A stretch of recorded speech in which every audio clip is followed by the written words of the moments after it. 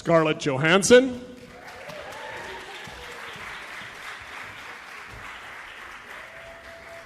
Chris Evans. Sam Jackson. Samuel L. Jackson. Cobie Smulders. Is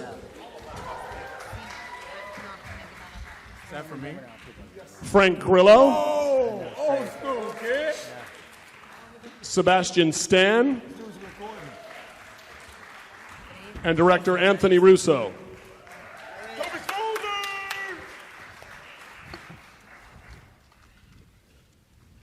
This is fun. Wow. Oh, that's how I want it to be. That guy plays Tetris. Let's get the first question right here. Chris, why did you do that with the mic? Close your mouth.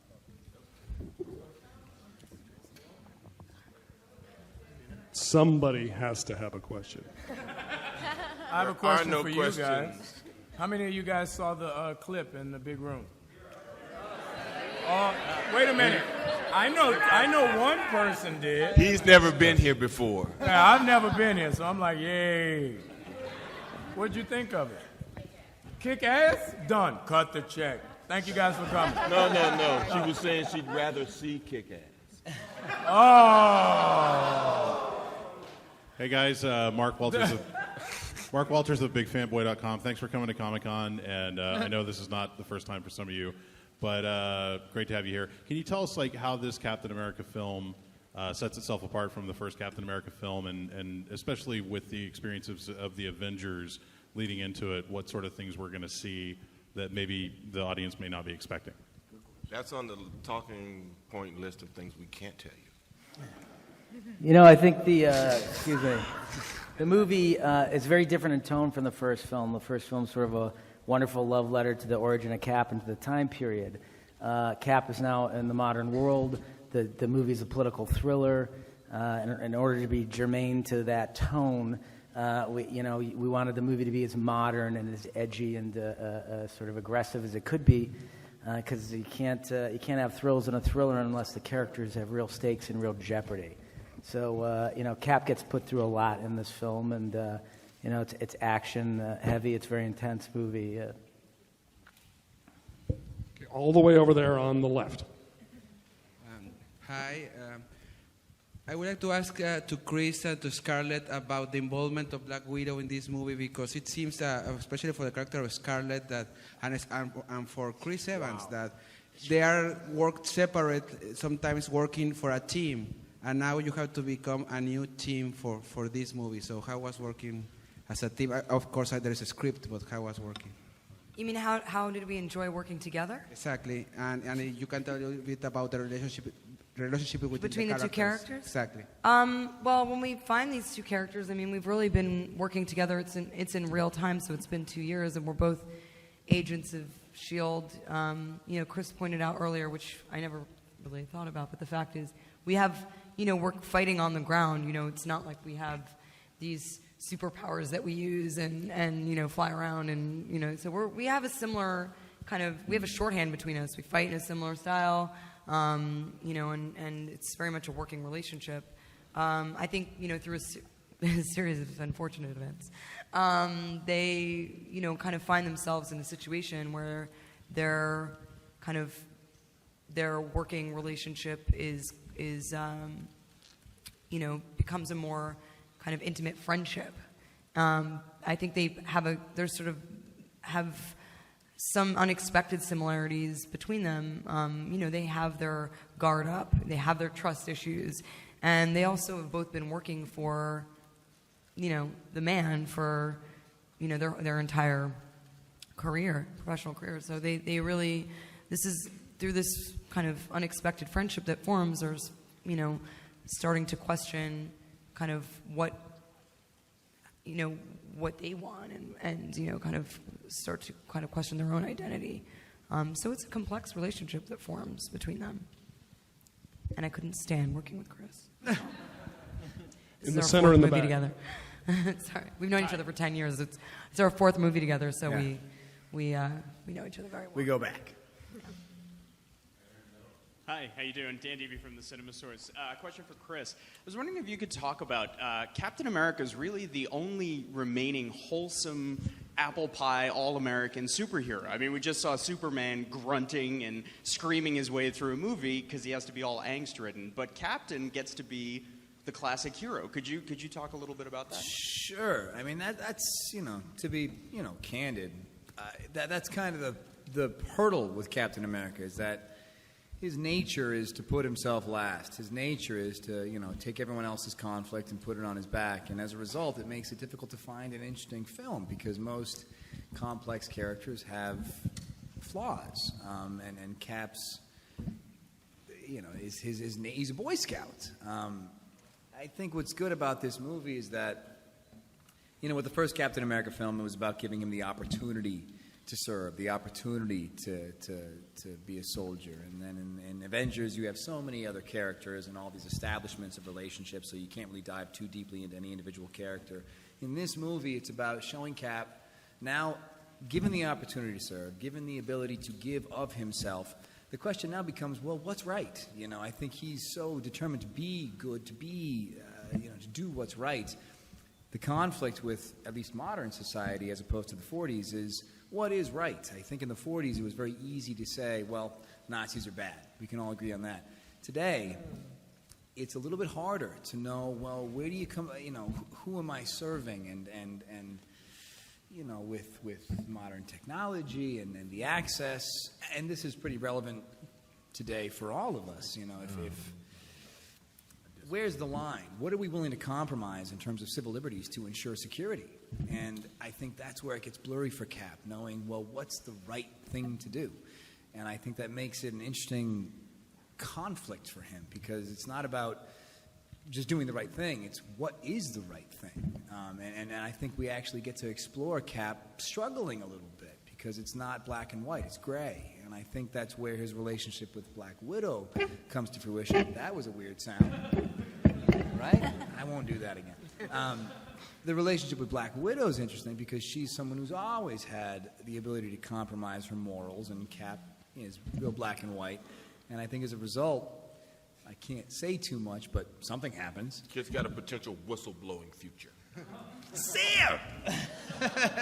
Take it easy. I got problems with that. Something happens, and as a result, these two people from different worlds need to rely on one another, and as a result, you have two people who, on the surface, may seem very different, find a lot of common ground and learn quite a bit from one another.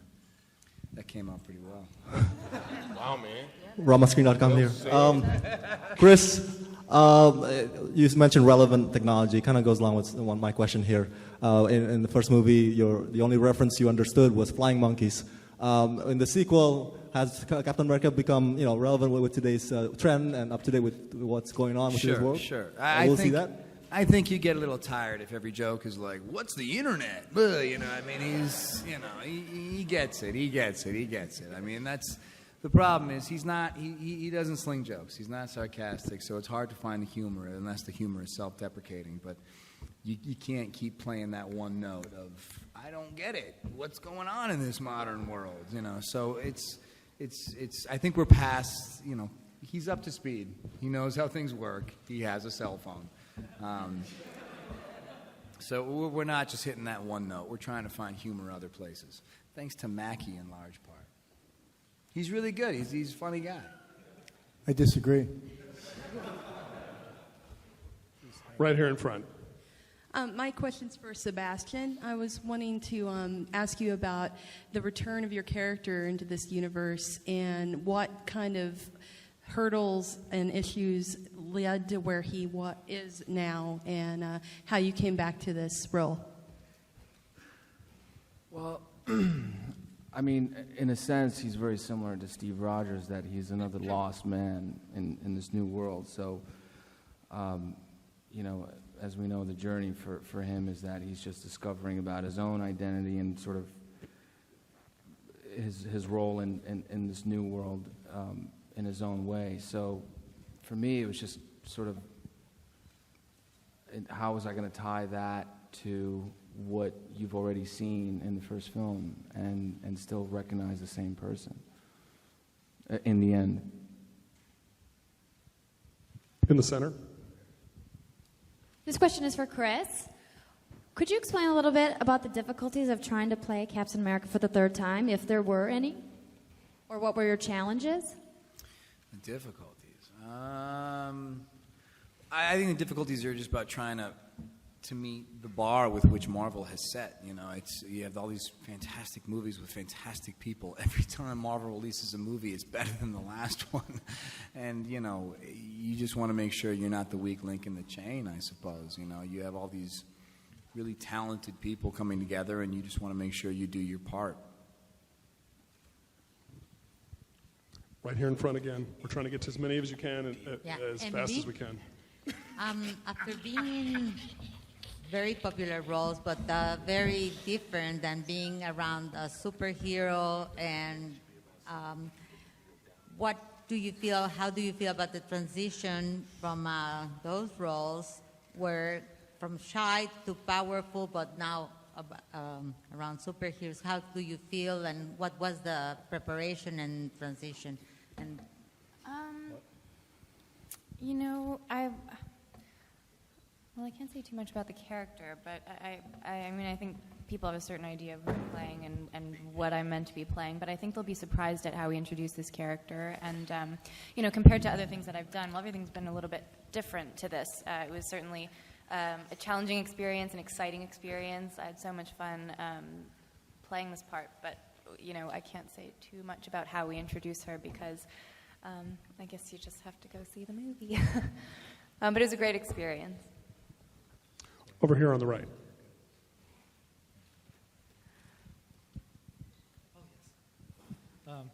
Hi, guys. I'm loving the Marvel movie universe, and it's so great to see more women being represented. My question is to Scarlett, Emily, and Cobie. How does it feel to represent more of a strong female presence in superhero movies, and especially what you think you guys will bring to this movie? Lots of glamour. Glamour. Well, I mean, I think that it's most female superhero. I don't know what's politically correct anymore. Films are simply not really good. They're just not well made. They fall back on this kind of like hair flipping, posy, kind of hands on hips thing. We do a little bit of that, of course, but you know it's important that it looks good. But you know, I've really had a great opportunity, and I think I mean, Joss really set the bar. I think in Avengers to really sort of celebrate these female characters that are usually kind of bookends or sort of ornaments in the film that kind of sell the sex appeal. And he really, you know, he was so, you know, he was such a pioneer, you know, in really fleshing out these, you know, certainly Black Widow, and really making her a character that could get punched in the face and could deliver the blow and could, you know, and was an intelligent, complex, you know, really strong female character for this series. So it's been a real pleasure for me to be able to play those multi-layers and to really be able to act and not just pose. I think you know, our characters have you know have some real storylines here. We're not just the romantic interest, and thank God for that. You know, makes our job interesting to watch too, I think. Here in the front right. You're more interesting. What you said, yeah. What you said, yeah. Hi, my question is for Anthony and for the Russos. I think we're all really excited to see the Falcon in a movie, finally, for all the obvious reasons. And I'm wondering, though, with the cast this huge, how much Falcon are we going to see? And if possible, can we get more Falcon? You can't get enough Falcon. That's just the way it is. We can all agree on that. Anthony used to ask us that question almost every day. Well, there was about 5% of Falcon in the film, and then we cast Anthony Mackie, and now there's 95% of Falcon in there. Because I would just show up and walk in the scenes, full wardrobe, didn't care, no lines. But standing in the background. you know, it's a character that's very personal to us. They're saying we've been collecting comics since we were kids, and one of the first books we ever bought was a Cap Falcon book. So we have a real affiliation for the character. You know, we can't tell you exactly how much he's in, but you know, he's Cap is looking for a friend in the modern world. He sort of lost everyone and everything that he knew, and Falcon could be that guy. So if that gives you any hint. Joshua with Spider-Man Crawl Space. Is Captain America going to be ticked when he finds out that Coulson faked his death? Oh man, I mean, David, is this like, you know, bleeding into the world of like S.H.I.E.L.D., the TV show? I can't address these questions. This is where I panic. You know, Marvel is such a delicate animal. You have to be so careful with what you say. I don't know. Who else is Kevin here? He's not. No. I can't. I don't know what to say about that. Good answer. So was that political enough, right? Cap doesn't know. There you go. No, we'll know it's old, time capsule footage. It's not messed up. Get an email. There was no Agent Coulson. What's this email? It's an android. What are emails? Android. There's hundreds of them. There are hundreds of them. It's hanging around in a closet somewhere. Hello. Thank you all for coming. Hello, Anthony Mackie. I think it's really great you're playing the Falcon. The Falcon is now on the Avengers roster on Avengers Assemble, so don't you think it would be cool if the Falcon was also in the Avengers too? Did that answer your question? No, I mean, look, from the beginning, growing up, my brother was a huge comic book person, and he always showed me the comic books with Black Panther and the Falcon. And when I heard about the Falcon and I was given the opportunity to meet with the Russos and we talked about it and what they wanted to do with the character, the reason it works so well is the two of them have the ability to give dignity and substance to a character without making him heavy and hokey. And I think with the Falcon, what was so cool about the script where it is now and being able to work on it as an actor was having a three-dimensional real person that just happened to be a tactical expert that could fly, you know? So I think if the Falcon is added to the Avengers world, what's up? I'm looking for the opportunity to take down Iron Man, so I'll be the only flying Avenger.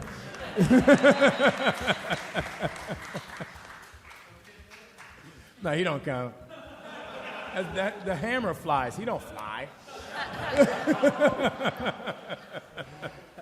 And I'm afraid this is going to be our last question in the center. Oh, you guys are so fun. I better make it good then, or I'm going to get lynched after this, and they're going to kill me. So I want to let everybody know that the first movie with the writing and the story is the most important thing of the film, and everybody on stage just brought life to all of the characters. And I know everybody's looking forward to the second film, and I'm just curious, does anybody have any input, when the writers are writing and you want them to continue the way it's going? Or I'm sorry? Downey has input into everything. We have no power. It's all about Bob. So my question was, are you... My question was, how much input does Downey have? All right, fine. All right, go ahead. What now? No, my question was, is everybody, concerned about, that everyone's going to like the second film as the first, or it's just as good, or, Are you asking? That's not our problem. Huh? It's not our problem. That's somebody else's problem. Okay. Josh has written it already. Yeah. Check with him. I don't think we're concerned about whether it's going to be as good as the first one. Are we? Are you asking, what part of the development, how much we're involved, each actor, in developing our characters in this film? Is that the question? No. In this film or the Avengers film? No, the first film. The first film? The first Cap or the first Avengers? First Cap film. The first Cap. We This weren't is Cap in there. too, Were we in there? These guys weren't in the first Cap, bro. I screwed it showed up. up on the last day of shooting, didn't I? Yeah. I was there for like 3 hours last day. Yeah. You can get the DVD. It's pretty good. It's pretty good. It's a good movie. It's a good movie, right? Way to end the press conference. On that note, thanks everybody. Thank you. Going out strong. Thank you. No, you cannot. I have no control over that. Yeah. Nice shirt. Yeah, I do. Oh, no. Oh, yeah. Okay, great, good. Yeah, I just booked him like 3 months ago. Yeah, talk to him like every 2 months. Great Comic-Con. Yeah. Thank you so much. I appreciate it. Thank you.